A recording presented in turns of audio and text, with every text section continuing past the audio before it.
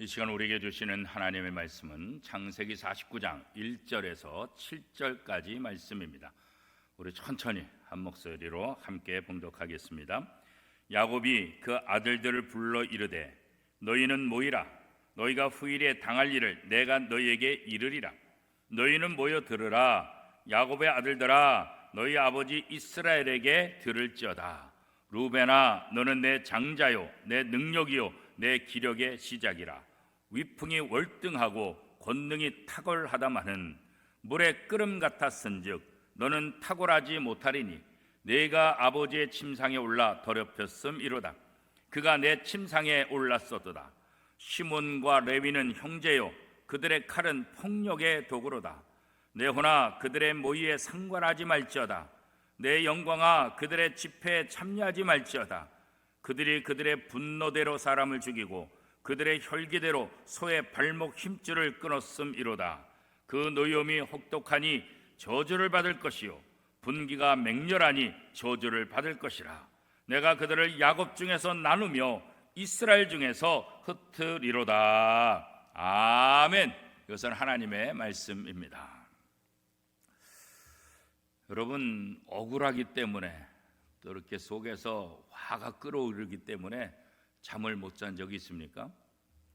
아무것도 손에 잡히지 않고 아무 생각도 없이 뭐를 어찌해야 될지 모르는 그런 때가 있었습니까? 그럴 때 하나님을 믿는다고 한다면 어떻게 반응해야 될까? 세상 사람들과 똑같이 반응해서는 안 되잖아요. 하나님을 믿는 사람들은 하나님의 방법, 하나님이 원하시는 그런 대처를 해야 되잖아요. 그죠? 오늘 창세기 49장 말씀은 야곱의 축복 이렇게 얘기할 수 있죠. 이 창세기에서 가장 긴 시 중에 하나가 이 창세기 49장의 말씀입니다. 야곱이 죽음이 가까워지자 아들들을 불러서 앞으로 이 12아들이 어떤 일을 당하게 될 것인가, 이들의 미래가 어떻게 될 것인가, 그에 대해서 하나둘씩 예언을 하게 되죠. 여기에 보면 아들들에 대한 축복도 있고 또 아들들에 대해서 저주하는 그런 모습들도 있습니다. 그러나 기본적으로는 이 12아들에 대해서 축복하는 것, 이것이 아버지 야곱으로서 아들들을 향한 기본적인 그런 마음이기도 합니다. 야곱은 먼 훗날 이 모든 아들이 12지파를 이룰 것이다, 이런 생각을 하게 돼요. 그리고 이들이 가나안 땅에 정착해서 하나님께서 약속하신 적과 꿀이 흐르는 그 땅에서 이스라엘을 세우고 이스라엘이 정착하게 될 것이다, 이것을 예언하고 또 야곱은 확신하죠. 눈에 아무것도 안 보이지만, 그런 조짐도 안 보이지만 아브라함에게 약속하셨기 때문에, 아버지 이삭에게 약속하셨기 때문에 야곱은 할아버지, 아버지에게 하신 이 약속을 믿고 자녀들에게 그 약속을 그대로 선포하는 것을 볼 수가 있습니다. 이게 중요한 거예요. 내 눈에 보이지 않는다 할지라도 하나님의 약속이기 때문에 믿는 거예요. 조짐이 보지 않는다 할지라도 하나님의 약속이기 때문에 그것을 확실히 믿고 그것을 고백하고 또 그것을 이루어질 것이다, 이렇게 남들에게 얘기하는 것, 이거 굉장히 중요한 거죠. 이 야곱의 축복은 순서가 어떻게 되냐면 레아의 아들들, 이들이 제일 먼저 이렇게 순서대로 나오게 돼요. 그리고 자기의 레아와 라헬의 두 아내의 여종들, 그 여종들을 통해서 태어난 그 아들들에 대해서 차례대로 축복을 해주게 되죠. 그리고 마지막에 자기가 가장 사랑했던 라헬의 자녀들에 대해서 축복하는 그런 순서로 창세기 49장의 야곱의 예언들이 진행되고 있는 것을 우리가 보게 됩니다. 사실 야곱이 12아들을 비롯해서 70명의 가족들과 함께 애굽에서 살 수 있었다, 이건 굉장히 커다란 복이죠.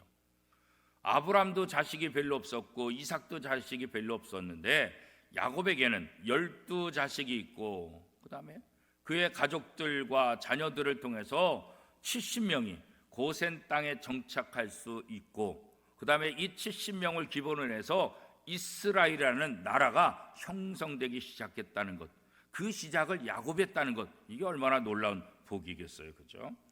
그래서 하나님은 야곱에게 생육하고 번성해서 하나님이 약속하신 그 복의 주인공이 될 수 있도록 이제 그 기반을 하나씩 다 잡아가고 있는 모습을 보게 됩니다. 12아들은 아버지가 축복한 대로 이스라엘의 12지파가 되어서 약속의 땅 가나안 땅에 들어가 정착하게 될 것이다. 이게 아버지의 예언이에요. 그리고 이후에 그 예언이 그대로 이루어지는 것을 우리는 성경을 통해서 알 수가 있지요. 자, 하나님의 자녀들은 예수 그리스도의 십자가 구속으로 말미암아 구원받은 사람이죠. 그리고 이 구원받은 사람들은 하나님의 자녀의 권세를 갖게 되고 앞으로 장차 들어갈 하나님의 기업, 하나님의 나라, 천국에서 하나님의 기업을 상속받을 자다. 그렇게 성경은 얘기하고 있어요. 성령은 우리가 구원받았다는 것을 보증해 준다. 그렇게 또 성경이 얘기하고 있잖아요. 내가 구원받았다는 것을 내가 스스로 보증해 주는 것이 아니라 하나님의 영, 성령이 보증을 해 주신다. 그리고 우리가 앞으로 누릴 영생 복락, 그 기쁨과 평안을 맛보고, 이것이 완성된 것은 아니지만 우리가 이 땅에서 맛보는 그 평안과 기쁨, 그것이 앞으로 우리가 장차 누리게 될 영원한 상소, 영원한 기업의 뭐가 되는 거예요? 맛배기가 된다. 이 땅에서 누리는 것들은 하나님 나라의 그림자다. 이렇게 우리가 설명할 수 있지요. 그렇기 때문에 내 눈앞에 결정되지 않고 내 눈앞에 보이지 않는다 할지라도 야곱처럼 가나안 땅에 이스라엘이 정착하고 12지파를 통해서 하나님의 백성들이 정착하고 성장하게 될 것이다. 이것을 믿고 예언한 것처럼 오늘 우리의 삶 속에서도 하나님의 약속의 말씀을 믿고 그 말씀을 내 자신에게, 가족들에게, 이웃들에게, 세상에 선포하는 그런 믿음이 우리에게 필요하다. 그런 거죠. 그러니까 현재 우리가 이 땅에서 어떤 일을 이뤘을 때 그 작은 성취, 그것은 앞으로 하나님 나라 가서 얻게 될 진짜 커다란 성취의 맛배기라는 거죠. 야곱은 자기 스스로 참 험악한 세월을 살았습니다. 그랬잖아요. 사실 야곱은 파란만장한 그런 삶을 살았죠. 그러나 그럼에도 불구하고 아브라함이 하지 못했던, 아버지 이삭이 하지 못했던 70명의 가족을 거느리고 이스라엘의 기초를 다지는 그런 놀라운 복을 얻게 되었던 것 아니겠어요? 그죠? 그리고 이제는 야곱이 그 12아들들을 바라보면서 앞으로 너희가 12지파가 될 텐데 12지파가 되었을 때 어떤 역할을 해야 될 것인지 거기에 대해서 축복해지고 예언해주는 그런 모습이 이제 오늘 본문에 나오고 있는 거죠. 우리는 이미 구원받은 사람들, 이미 성령의 인도함을 받는 사람들, 그래서 우리가 이 땅에 어떤 어려움과 어떤 아픔이 있다 할지라도 하나님의 영이 우리를 도우시고 우리와 함께 하시고 우리에게 지혜를 주시고, 그죠? 그래서 여전히 환난과 고통 속에 있지만 하나님의 영의 도우심을 통해서 우리가 넉넉히 이겨나가는 그런 훈련들을 하게 되는 거죠. 현재 이 땅에서 하나님이 주신 구원의 복을 맛보며 장차 하나님 나라 들어갔을 때 내가 이 땅에서 맛보는 것과는 상상도 하지 못하는 놀라운 그 복이 우리에게 기다리고 있다. 이것을 믿으면서 이 땅의 기쁨을 누리는 거예요. 이 땅의 기쁨이 별 필요가 없다, 그렇잖아요. 이 땅의 기쁨도 중요한 거예요. 이 땅의 기쁨을 맛보면서 이 세상에서도 이렇게 기쁜데 장차 하나님 나라 가서 받는 기쁨은 얼마나 좋을까, 이렇게 생각하라는 거죠. 이 땅의 좋은 일, 이 땅에 잘 되는 일, 이것은 이 땅의 것으로만 끝이지 말고 어디와 연결시키라고요? 하나님의 나라. 지금도 이렇게 좋은데, 지금도 이렇게 행복한데 하나님 나라 가면 얼마나 더 행복하겠냐, 하나님 나라 가면 얼마나 더 복된 삶을 살 수 있겠나, 그것을 소망하며 이 땅에서 기쁨을 마음껏 누리는 삶을 살아야 된다, 그런 거죠. 자, 루벤이 야곱의 장자잖아요, 그죠? 그렇게 되면 야곱의 뒤를 이어서 이 모든 고난을 누가 받는 거예요? 루벤이 받는 거죠. 왜? 장자니까. 아브라함이 이삭에게, 이삭이 야곱에게, 그죠? 야곱이 루벤에게. 그런데 오늘 본문에도 보고 또 성경의 역사를 보면 이 야곱의 상속자가 루벤이 아니라는 거예요, 그죠? 상식적으로 하면 루벤이 상속자인데 왜 루벤이 그렇게 상속자가 되지 못했을까? 오늘 본문이 그것을 얘기하잖아요, 그죠? 그러니까 이스라엘의 언약, 이 야곱의 언약, 약속, 이 예언을 계속해서 이어가고 이끌어갈 사람은 루벤인데, 그 루벤에 대해서 어떻게 말하고 있어요? 자, 3절 말씀 우리 같이 한번 읽어보겠습니다. 시작. 루벤아, 너는 내 장자요, 내 능력이요, 내 기력의 시작이라. 위풍이 월등하고 권능이 탁월하다. 그죠? 그러니까 이 아버지 야곱도 루벤이 얼마나 탁월한지, 얼마나 대단한지, 얼마나 멋진 사람인지, 아들 중에 장자답게 최고의 그런 모든 것을 갖춘 사람이 바로 루벤이라고요. 그러니까 아버지 야곱의 뒤를 이어서 그 상속자로서 루벤이 적합한 거죠. 최고로 적합한 거죠. 이런 상황을 보면. 그런데 마지막 말이 참 재밌잖아요. 뭐라고 돼 있어요? 탁월하다마는, 그렇잖아요. 탁월하다 이렇게 끝나는 게 아니라 탁월하다마는, 탁월해, 뛰어나. 그런데 뭐예요? 문제가 있어요. 뭔 문제예요? 4절 같이 읽겠습니다. 시작. 물의 끓음 같았은즉 너는 탁월하지 못하리니 내가 아버지의 침상에 올라 더럽혔음이라. 그가 내 침상에 올라서다. 어떤 12아들보다도 가장 탁월한 실력을 갖고 있었던 루벤, 그런데 루벤이 치명적인 죄를 짓게 되죠. 그 죄가 무엇입니까? 자기 아버지의 첩과 동침하는 것. 자, 왜 이런 일을 행할까? 다윗의 아들도 마찬가지잖아요. 다른 장군이 이렇게 아주 교묘하게 가지고 다윗이 예루살렘 성에다 두고 간 그 후궁들, 첩들 10명들, 그들을 취하라. 그러면은 아버지의 후궁을 취함을 통해서 백성들이 아버지하고는 단절되고 아버지의 첩을 취했으니까 이게 아버지의 갖고 있는 권력들을 네가 장악했다, 이것을 보여주는 거다. 그래가지고 결국은 다윗의 큰아들이 그렇게 했다가 결국은 멸망당하잖아요. 근데 루벤도 똑같은 거예요. 루벤도 아버지의 첩과 동침함을 통해서 이제 내가 상속자다, 누가 나를 갖다가 능히 건들 수 있겠냐, 내가 상속자다, 교만해버린 거예요. 결국 가장 상속자로 확실했던 루벤은 상속자가 되지 못해요. 장자권을 박탈당하고 마는 거죠. 그러니까 루벤은 태생적으로 좋은 배경을 가졌어요. 태생적으로 좋은 능력을 가졌어요. 자기 힘으로 얼마든지 멋진 삶을 꾸려나갈 수 있는 그런 사람이에요. 거기다 장자예요. 그런데 이 장자의 특권을 하나님께서 다 빼앗아 버린 거예요. 왜 그래요? 죄악 때문에 그런 거예요. 하나님이 하신다는 걸 잊어버린 거예요. 내가 실력도 있고 내가 능력이 있으니까 내가 장자가 된다, 그건 자기 생각이지. 하나님은 어떤 신분이에요? 하나님은 자기의 뜻대로 교만한 사람을 절대로 쓰지 않아요. 그죠? 하나님 마음에 합한 사람을 사용하는 거지. 그죠? 하나님 마음에 합한 사람. 그죠? 가인과 아벨. 가인이 장자요. 그런데 가인이 죄를 짓고 아벨을 죽이잖아요. 장자의 특권을 다 상실하게 되죠.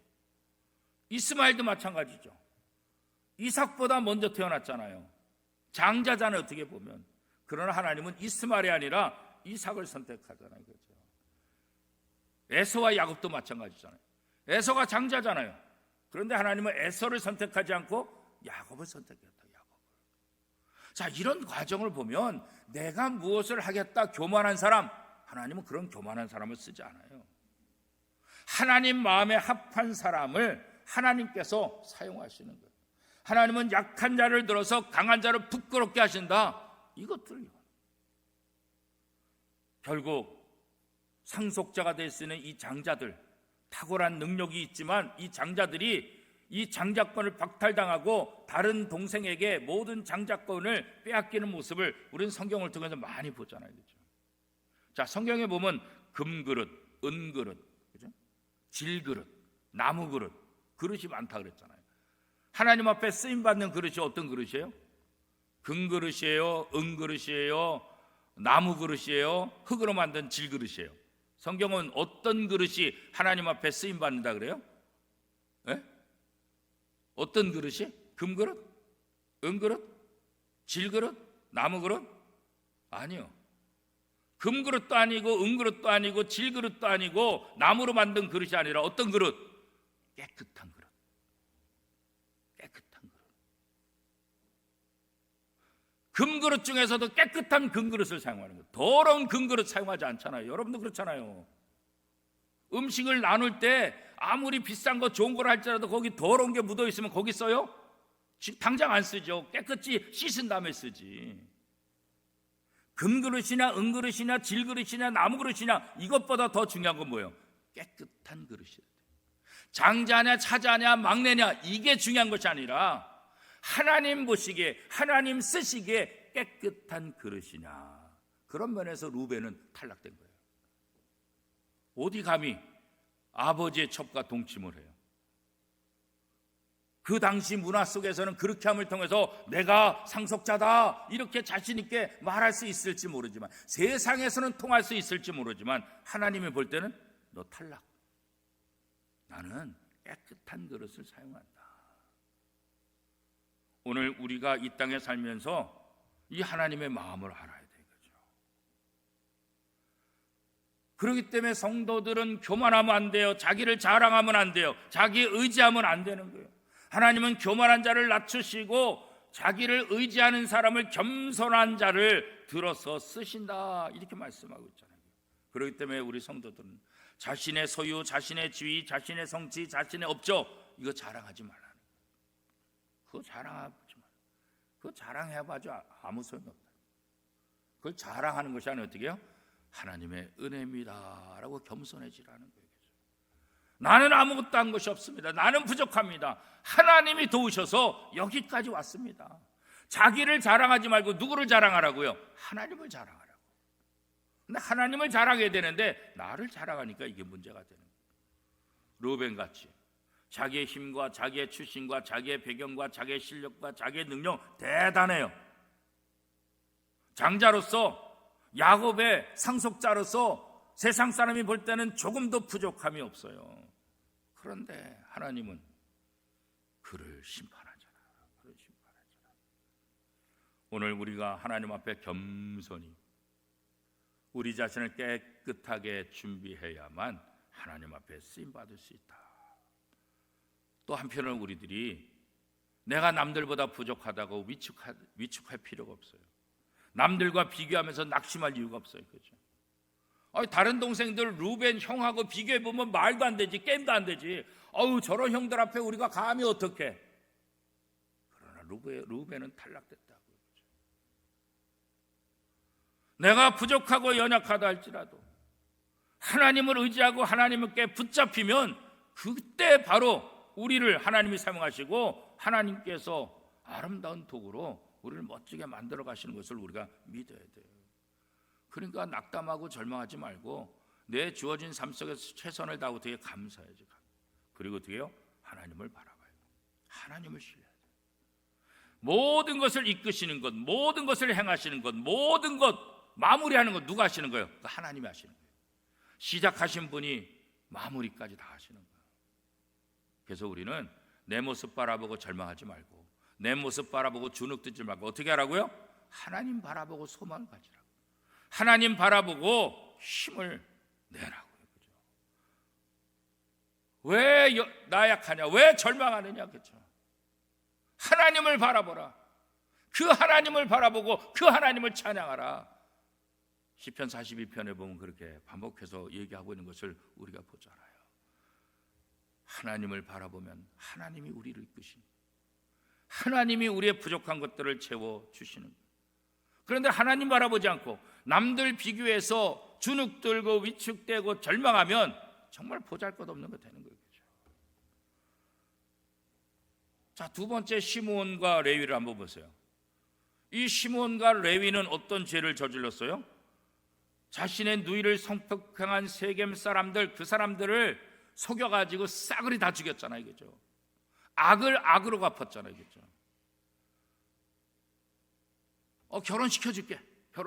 그 대신 우리 유대인들처럼 할례를 받아야 돼요. 할례를 받아야지 돼. 할례밖에 안 다음에 쳐들어가가지고 다 싹 죽였잖아요. 완전히. 악을 악으로 갚으라. 성경은 그렇게 말하고 있지 않아요, 그죠? 세겜과 그의 족속을 잔인하게 몰살시키는 커다란 죄를 이들이 지은 거예요, 그죠? 5절 말씀 같이 한번 읽어보겠습니다. 시작. 시몬과 레위는 형제요, 그들의 칼은 폭력의 도구로다. 6절은 어떻게 말하고 있어요? 내 혼아 그들의 모의에 상관하지 말지어다. 내 영광아 그들의 집회에 참여하지 말지어다. 그들이 그들의 분노대로 사람을 죽이고 그들의 혈기대로 소의 발목 힘줄을 끊었음이로다. 이 시몬과 레위, 그래서 12지파에 들어가지 못해요. 루벤은 12지파에 들어가지만 이 시몬과 레위는 12지파에 들어가지 못해요. 적과 꿀이 흐르는 가나안 땅에서 12지파 할 때 시므온 지파 있어요? 없어요. 레위 지파는 있지만 어떻게 해요? 그들은 제사장의 역할을 해가지고 48개 성읍, 이스라엘의 48개 성읍에 다 흩어버렸어요. 한꺼번에 살지 못하고 다 흩음을. 자, 7절 말씀에 그렇게 예언했잖아요. 7절 말씀 시작. 그 노염이 혹독하니 저주를 받을 것이요 분기가 맹렬하니 저주를 받을 것이라. 내가 그들을 야곱 중에서 나누며 이스라엘 중에서 흩으리라. 그죠? 결국 시므온 지파는 유다 지파에 흡수돼요. 그리고 레위 지파는 48개 성읍으로 다 흩어버려요. 이들의 악한 죄 때문에. 악을 악으로 갚는 것, 그 하나님 원치 않는 거예요. 시몬과 레위는 칼과 폭력으로 잔인하게 보복했다고 오늘 성경이 기록하고 있잖아요. 그죠? 하나님은 악에 대해서 벌하십니다. 그리고 악한 사람에게 합당한 징계를 주세요. 그러나 그건 하나님이 하시는 것이지, 우리가 악을 악으로 갚고 우리가 원수를 갚으라, 성경 어디에도 우리가 원수를 갚으라고 그렇게 말한 적이 없다는 거예요. 하나님은 오히려 선으로 악을 이기라 그랬지. 악을 악으로 이기라, 악을 악으로, 이런 말 없다. 악을 선으로 이기라, 선으로 악을 이기라. 야고보서 5장에 보면 이 선을 어떻게 말하고 있어요? 원수를 위해서 기도해 주는 거예요. 원수를 위해서 축복해 주는 거예요. 원수를 위해서 기도하는 것, 이게 바로 선으로 악을 이기는 방법이에요. 기도하다 보면 불쌍해 보여. 기도하다 보면 축복해 주는 거예요. 그래서 하나님은 원수를 사랑하라, 그렇게 예수님을 통해서 말씀하셨잖아요. 너가 할 일은 원수를 갚는 것이 아니라 원수를 사랑해라. 원수를 위해서 기도하라. 원수 갚는 거는 내가 한다. 성경 전체를 통해서 그렇게 얘기하고 있잖아요. 그렇죠? 내가 현재 당하는 억울함, 고통, 이것 때문에 도저히 못 참겠어, 내가 보복해 줄 거야, 내가 그대로 갚아줄 거야. 그러면 내가 심판주가 되겠다는 거예요. 심판주는 하나님이세요.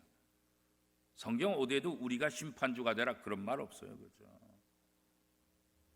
힘과 폭력이 이기는 것 같지만 심판주가 살아계시는 한 힘과 폭력이 이기지 않는다는 것을 성경이 우리에게 보여주고 있는 거예요.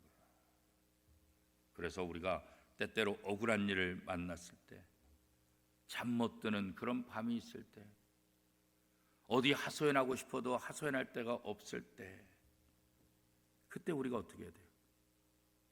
모든 것의 심판주이신 예수 그리스도를 바라보고 하나님을 믿고 하나님께 맡기고 하나님께 기도하는 것, 그죠? 하나님을 바라보는. 악을 악으로 갚는 것은 성도들의 마땅한 행위가 아니라는 거예요. 악을 악으로 갚으면 폭력은 또 다른 폭력을, 그 폭력은 또 다른 폭력은, 그건 점점점 폭력이 계속해서 커질 수밖에 없는 거예요. 그리고 문제는 해결되지 않아요. 그러나 우리가 보응하지 않는다 할지라도, 우리가 선한 삶을 살게 되면 하나님께서 그 모든 것들을 다 갚아주세요. 사울이 다윗을 죽이려고 얼마나 노력했어요.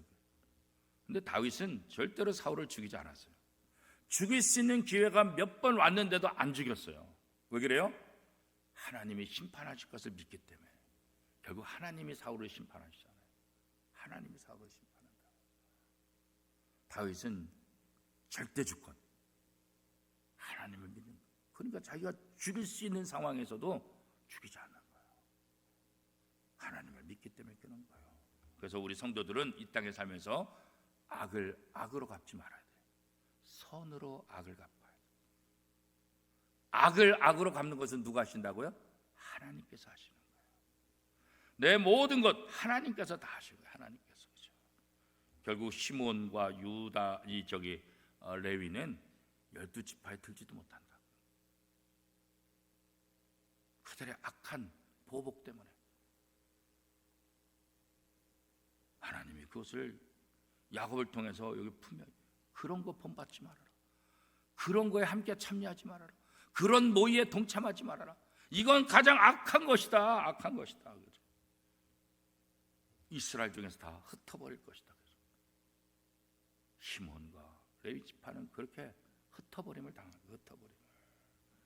사랑하는 성도 여러분, 우리가 이 땅에 살면서 참 힘든 일이 많이 있어요. 아무리 내가 선하게 살려고 해도 참 나를 괴롭히는 사람이 있고 나를 힘들게 하는 사람이 있어요. 그냥 내가 힘이 있을 때 그냥 한번 보복하고 싶은 마음이 왜 없겠어요, 그죠? 그러나 그것은 사단이 주는 마음. 하나님이 주는 마음 뭐예요? 그렇지 않아요. 예수님이 십자가에 못 박힐 때 로마 병정들이 예수님을 창을 찌르고 채찍하고 마음 같았으면 요 녀석들은 그냥 한 방씩 다 치고 싶지 그냥. 어디 하나님의 아들을, 그죠? 그러나 그러지 않으셨다. 우리가 막 분노가 일어나고 억울할 때 하나님께서 야 그래 너 억울하지? 그래 한 방 쳐라. 하나님 그렇게 말하지 않는다. 우리 예수님 뭐라 그랬어요? 오른밤을 맞으면 왼밤도 내라 그런 거예요.